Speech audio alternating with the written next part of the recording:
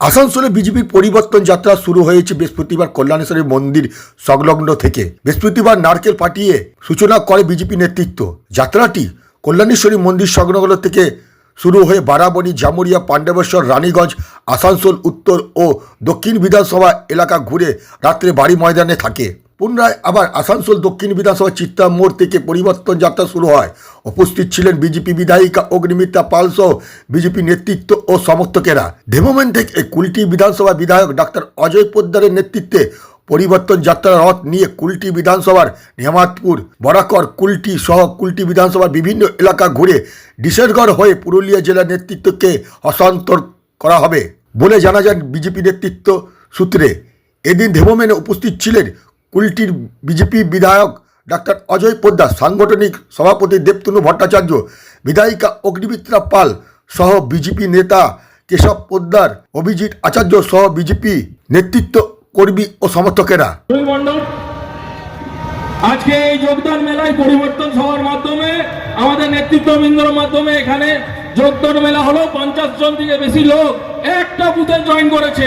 কিভাবে পরিবর্তন আসতে চলেছে এইটা এখান থেকে দেখা যাচ্ছে। ভারত মাতা কি, ভারত মাতা কি, ভারত মাতা কি, বন্দে বন্দে।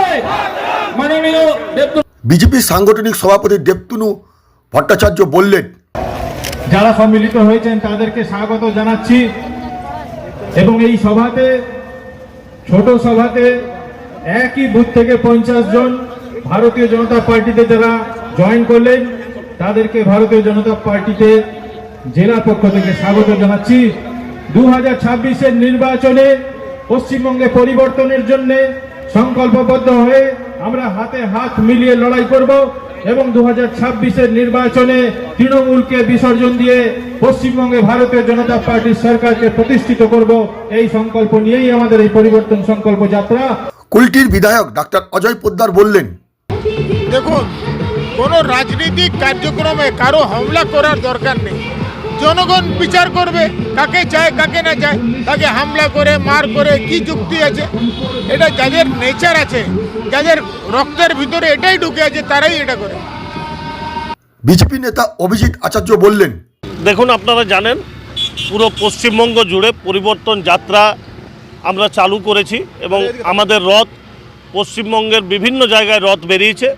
সেইরূপ কালকে কল্যাণেশ্বরী থেকে শুরু হয়ে পুরো আসানসোল যে লোকসভা আছে সেটা ঘুরে আজ আমাদের কুলটিতে সেই রথ প্রবেশ করছে এবং ডিসেরগড়ে গিয়ে আমরা সেই রথ পুরুলিয়াকে হ্যান্ডওভার করব। মানুষের সমর্থন দারুণ দারুণ মানুষ, দেখুন, মানুষ স্ব ইচ্ছায় বেরোচ্ছে, যেটা তৃণমূল ভয় পাচ্ছে এবং তার ফলস্বরূপ আপনারা দেখলেন যে মানুষকে আটকাতে না পেরে কাল বারাবণীতে বিজেপি কর্মীদের উপর, বিজেপির গাড়ির উপর হামলা করা হলো।